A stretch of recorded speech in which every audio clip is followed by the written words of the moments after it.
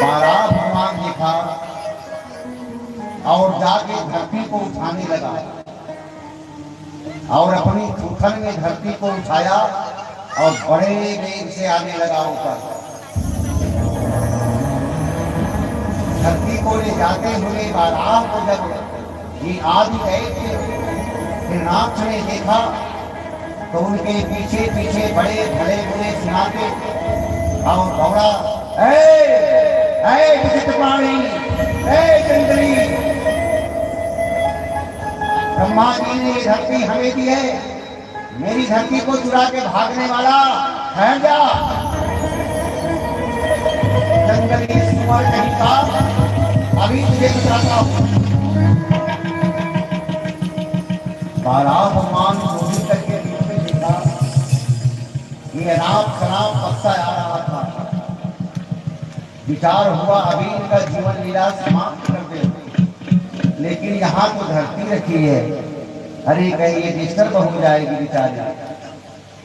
राह पहले एक हर काम करना, फिर थोड़ा काम करना पहले, और जल के ऊपर भी आए और धरती को छोड़ दिया, लेकिन धरती तो बज बज बज बज बज बज बज बज फिर डूब रही है, फिर डूब रही है।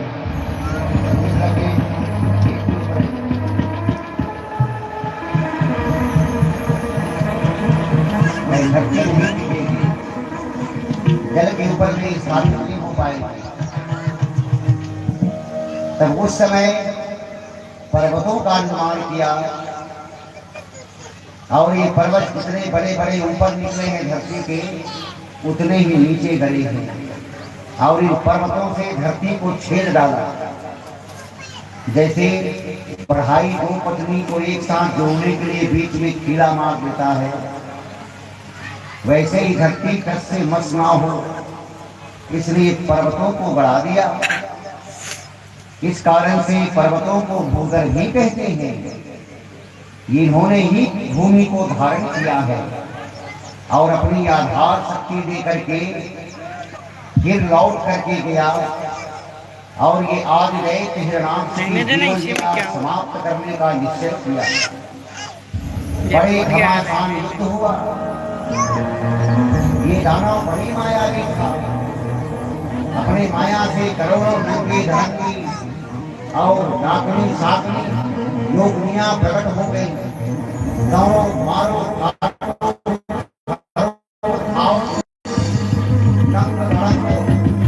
सबके शरीर रक्त से भीगा हुआ। ये देख करके देवता व्याकुल हो गए, घबराने लगे। जय हो प्रभु, जय हो प्रभु, हमारी रक्षा करो प्रभु।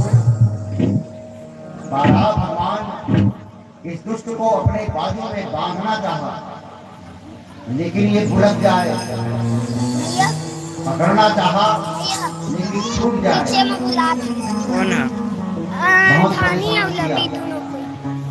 तब काबर बुलाते वैसे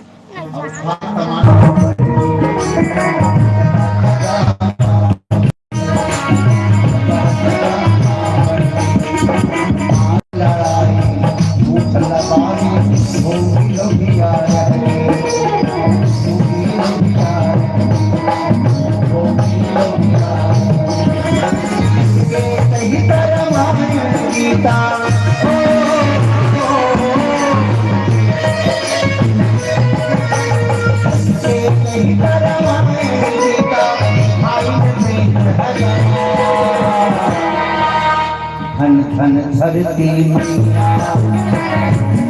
धरती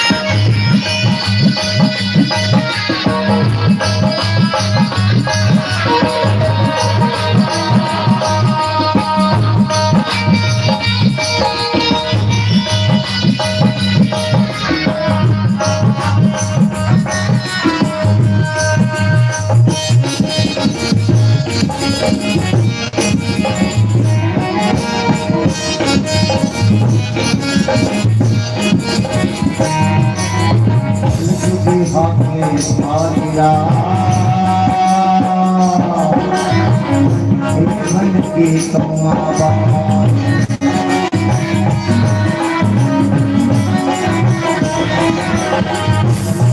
भागिरा मन के कमावा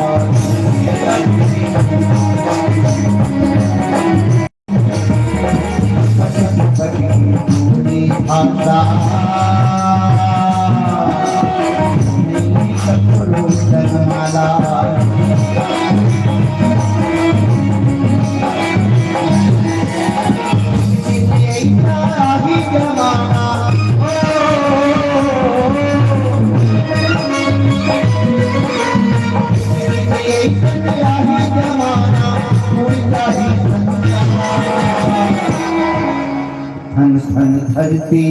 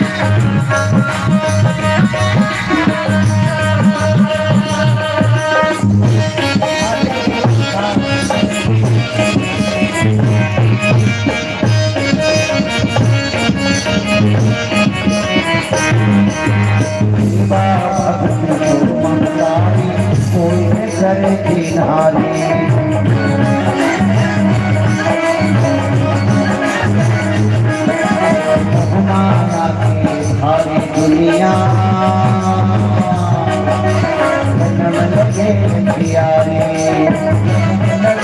धन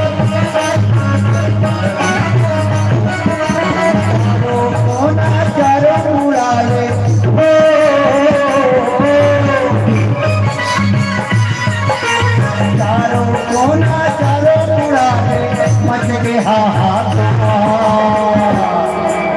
धन धन धरती मैया धन धरती मैया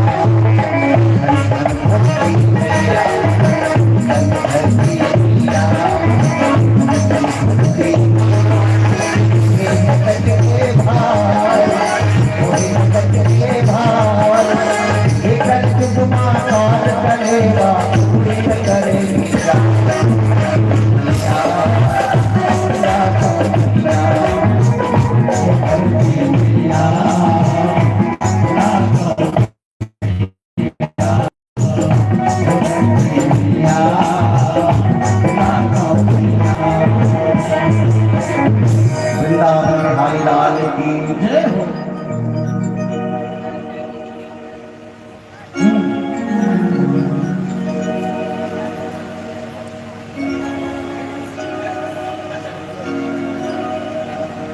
अभी क्रिकेट खेला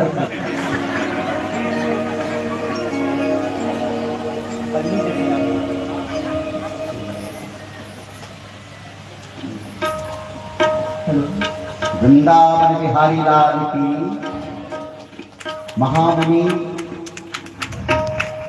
सुखदेव जी बोले, हे परीक्षित, धरती के उद्धार के लिए बारह भगवान ने ये अवतार धारण किया था और दुष्ट दुराचारी आदि दैत्य हिरणाक्ष की ये जीवन लीला समाप्त किया। धरती को नारायण ने अपने आधार शक्ति प्रदान किया तब ये धरा सबको धारण करते हुए और धरती स्थापित हुई। वृंदावन बिहारी लाल की कुछ कहीं पंटा उठा लाए नहीं बाबू। हाँ, गला में पहनाए बढ़िया सम्मान करे है ना भाई। जय हो डॉक्टर वृंदावन बिहारी लाल की।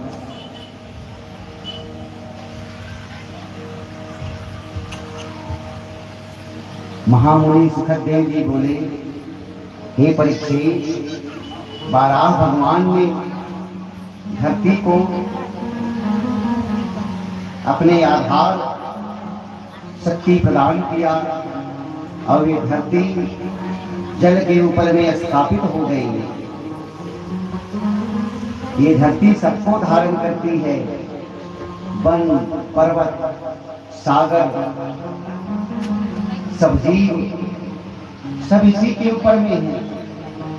इसीलिए इनको धरा और धरती कहते हैं। प्रातः काल सो के उठने के बाद में धरती मैया की प्रणाम करना चाहिए, है ना भाई? करते हो नहीं करते?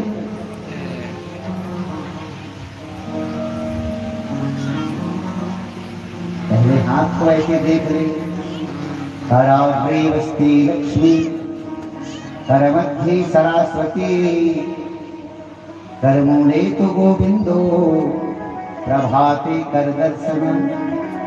ऐसे तो दिन मंगलमय हो जाता है, क्योंकि हमारे ये हाथ में ही सब समाया है।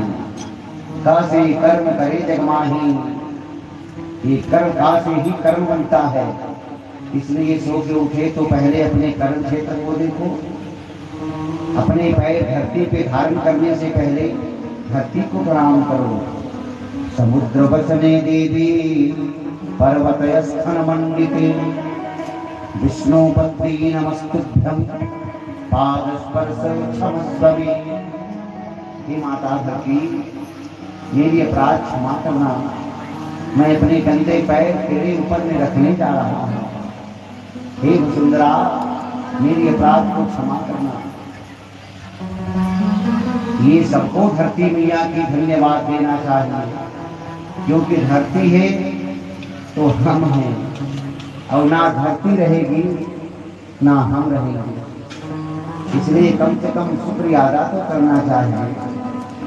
हम कितने पाप करते हैं इसके ऊपर में, लेकिन ये कभी मना करती है, कभी किराया देती है, कभी तनख्वाह लेती है, कभी मोड़ पर इतना काबर करता कभी भरुआ कहती है, नहीं कहती। कितने गंदा करते हैं, बड़े बड़े काबर खानता तो नाश है भरुआ मोड़ा कभी धरती पर नहीं कहती। इसलिए धरती को एक गुरु मानना चाहिए। 28 गुरु में एक गुरु ये धरती है। इसको कुछ भी कर रहे हैं, कितनों अत्याचार कर रहे हैं, लेकिन ये किसी को कुछ नहीं कहती। और ये विद्या है धीरज। वेदों में कहा गया है, धीरज धर्म मित्रयो नारी। धीरज पाने के लिए हमें धरती मैया को गुरु बनाना चाहिए। ये इतनी धीरजवान है, इतनी इसमें धीरज है कि ये कभी किसी को कोई शिकायत नहीं करते। हम नाना प्रकार के अत्याचार इसके ऊपर भी करते हैं, लेकिन ये कभी किसी को मना नहीं करते। इसलिए धरती को गुरु बनाओ और धरती की तरह अपने हृदय में उनकी विद्या का अनुसरण करो। तुम भी धीरजवान बनो। जिनमें धीरज होता है वही नारायण को पाता है, और जिसमें धीरज नहीं है, समय नहीं है, टाइम एकदम मन, तो वो भगवान को कहाँ पाएगा। धीरज ही नहीं है तो मत हड़बड़ हड़बड़ हड़बड़ हड़बड़ हड़बड़ हड़बड़ हड़बड़ हड़बड़। अरे वाह, तो थोड़ा कर, धीरज तो धरगा, धीरज धर रे बेटा, ऐसे का खुदाई देगा। वाह तो थोड़ा धीरज धरती को पाए, तब मनु महाराज ने फिर इसके ऊपर में अपना संतान पैदा किया, सृष्टि उत्पन्न किया। हम कौन है? सब सृष्टि हैं, हमको सृष्टि कहते हैं। हमारे बच्चे सृष्टि हैं सब, यानी हम कुल मिला के ब्रह्मा जी के ही मदद कर रहे हैं। सृष्टि बढ़ाओ, बाल बच्चा पैदा करो, सृष्टि को भरपूर करो। हम सब सृष्टि कहलाते हैं। और मनु महाराज ने फिर इसके ऊपर भी इन पुत्रों को, 2 पुत्र 3 कन्याओं को पैदा किया। राजा परीक्षित बोले, हे ब्राह्मण, हे योगिनी, कृपा करके मेरी शंका दूर करिए महामुनि, क्या बात है? बोले, ये आदि दैत्य कौन थे? क्यों इसने धरती चोरी की और ऐसे बारात भगवान के हाथों इनकी मृत्यु हुई? ये दैत्य कौन था? कृपा करके मुझे इस दैत्य की उत्पत्ति की कथा सुनाइए महामुनि। मेरे मन में बड़ी श्रद्धा है ये चरित्र सुनने की। सुखदेव बोले, हे राजा परीक्षित, सुनो, मैं तुम्हें एक अद्भुत चरित्र सुनाता हूँ। ये केवल तुम्हारे लिए ही नहीं, अपितु सारे जगत के लिए कल्याणकारी है। बारह भगवान के चरित्र को जो सुनता है, श्रीमद् भागवत की कथा में उनकी धर्म की वृद्धि होती है, धरती की प्राप्ति होती है, धरती की ताप शांत होता है, मन को शांति मिलती है, विजय प्राप्त होती है। ये कथा जीवधारियों के लिए बहुत कल्याणकारी है। सुनो राजा परीक्षित, मैं तुम्हें ये आदि दैत्य हिरण्याक्ष की उत्पत्ति की कथा सुनाता हूं। मैत्रेय जी बोले, विदुर जी, जब महामुनि सुखदेव से राजा परीक्षित ने इस तरह प्रश्न किया, तब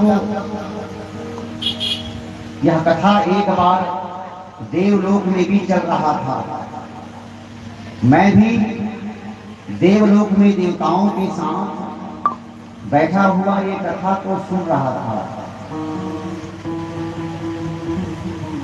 एक समय ब्रह्मा जी से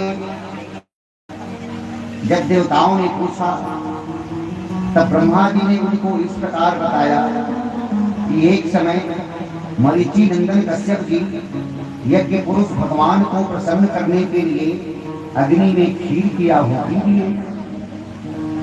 यज्ञ पुरुष भगवान विष्णु को प्रसन्न करने के लिए इसकी आहुति दिए, खीर की,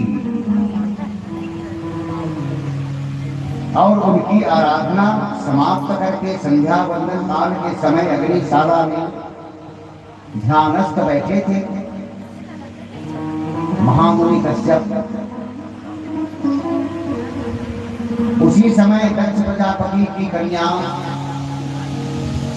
दीति ये काम आतुर होके आगे पति से प्रार्थना करने, तुमने असमय ही गर्भाधान किया है, इस कारण तुम्हारे गर्भ से 2 असुर, अमल जवान असुर पैदा होंगे, जगत के जीवों के ऊपर अत्याचार करेंगे, भक्तों को कष्ट देंगे, धर्म का नाश करेंगे और भरे जमाने में नारायण के हाथों मारे जाएंगे।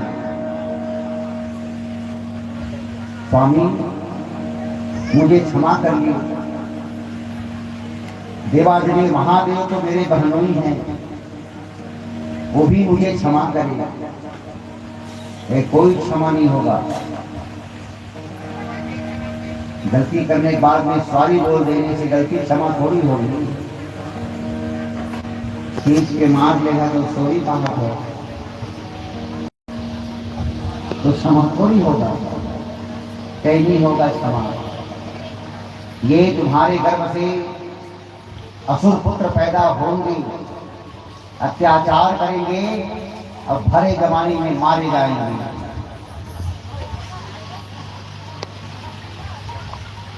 वृंदावन बिहारी लाल की।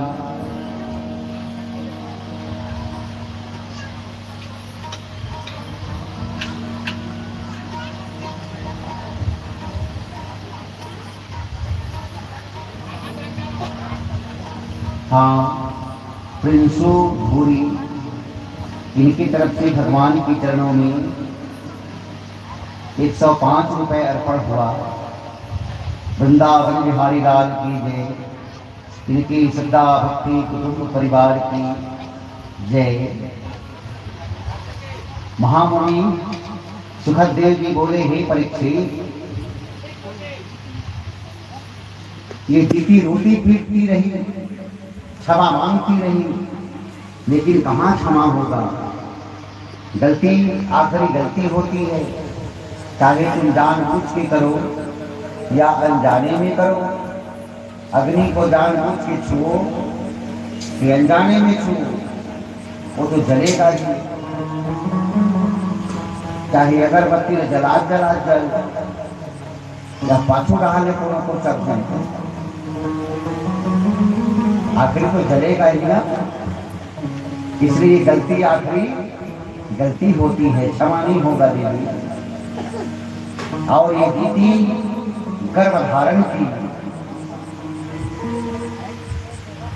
महामुनि सुखदेव जी बोले, हे ऋषियों, दीदी रोटी पीटती रही, किंतु इनकी गलती क्षमा योग्य नहीं था। कोटी मर जाएगा, गिर जावे। असमय गर्भाधान करता है, उनको यही दंड होता है। जो धर्म का उल्लंघन करता है, जो धर्म को मजाक समझता है, उन्हें जरूर ये दंड मिलता है। इस कारण जो पुरुष इस समय पिशाचों के समान आचरण करते हैं, नरकगामी नरक को भोगते हैं, जहां मल ही मल मूत्र ही मूत्र भरा है, उस नरक में जो डूबना चाहता है, वो भी जानबूझ के आग्रहपूर्वक उसे ये दंड मिलता है। पति के समझाने के बाद दीदी की आत्मा कुछ शांत हुई, पांव पकड़ के रोने लगी। कश्यप जी बोले, दीदी तुम्हारे पुत्र तो असुर ही होंगे, लेकिन तुम्हारे मन में पश्चाताप है, इसलिए तुम्हारे नाती भगवान का परम भक्त होकर जन्मेगा। उसके पुण्य प्रताप से तुम्हारे पुत्रों का पाप क्षमा हो जाएगा। ये सुन के दीदी को मन में थोड़ा शांति हुई और ये अपने स्थान पर चली गई। प्रजापति कश्यप संध्या बंदन आदि से निवृत्त हुए और अपनी सनातन के हेतु कांपती हुई प्रार्थना देखकर इनकी क्रोध कुछ शांत हुआ। स्वर्गीय शिव कुमार के बाद इनकी तरफ से भगवान के चरणों में 51 रुपये अर्पण हुआ। केवल देना, ये स्वर्गवासी जीव को भगवान उत्तम गति प्रदान करे, कन्हैया इन्हें उत्तम लोक की वासी बनाए। वृंदावन बिहारी लाल की, इनकी श्रद्धा भक्ति की, वह जीवात्मा की। महामुनि सुखदेव बोले, हे परीक्षित, दीदी कहने लगी, हे स्वामी, मेरी भी यही इच्छा है, जो गलत हो गया वो तो हो गया, असुर पुत्र होंगे वो तो होंगे, आपका वचन कभी गलत नहीं होगा। मृषा न हो देव ऋषिवाणी। मैं भी चाहती हूँ भले असुर पुत्र मेरे गर्भ से जन्म ले, लेकिन वो मरे नारायण के हाथों। तथास्तु। हे दीदी, तेरे दोनों पुत्र नारायण के हाथों ही मारे जाएंगे। ये आश्वासन कश्यप ऋषि ने उन्हें दिया। उसके बाद में ये अपने आश्रम में चले गए, क्योंकि ब्राह्मण के श्राप के द्वारा प्राणी नरक में जाकर जन्म धारण करता है। कश्यप जी बोले, सत्पुरुष होगा जो यज्ञ पुरुष भगवान को प्रसन्न करने से तुम्हारे यश को उज्जवल बनाएगा, तुम्हारे नाती भगवान का परम भगत होगा। कश्यप जी के मुख से भगवत भक्त पौत्र के जन्म सुनकर के दीदी के मन प्रसन्न हो गए। पुत्रों का वध साक्षात नारायण के हाथों सुन करके और अति प्रसन्न हो गए। जय विजय हरिदास को सनकादिक ने दिया शरण,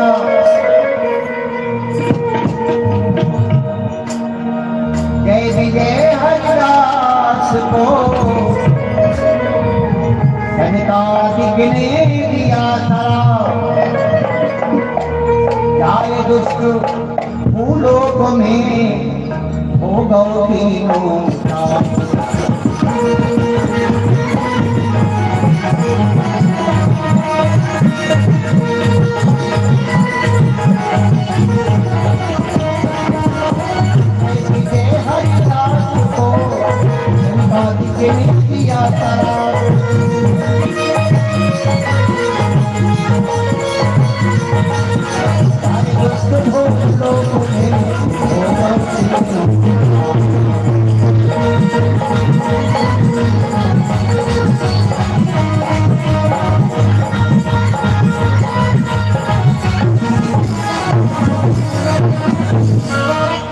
अरे द्वारपालो तुम महायभिमानी भय, जाए दुष्ट भोग हो मलेच्छ को विचार के। धर्मपुत्र होए विष्णु भक्त होए विष्णुदास के अपमान कीनो, जाय सूर्य अब भोग फल में भोग तीनों।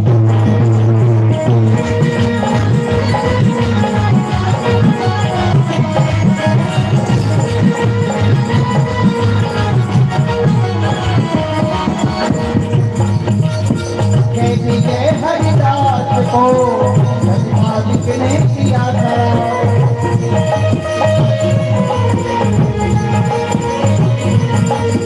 आए दुष्ट भोग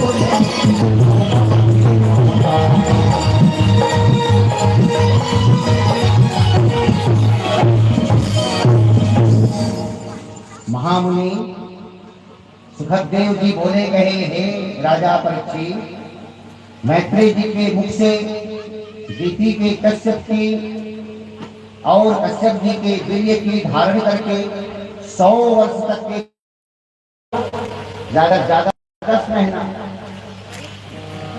और 10 महीना में गैया, 11 महीना में भैंसी, और 12 महीना में घोड़ी ये प्रसव करती है।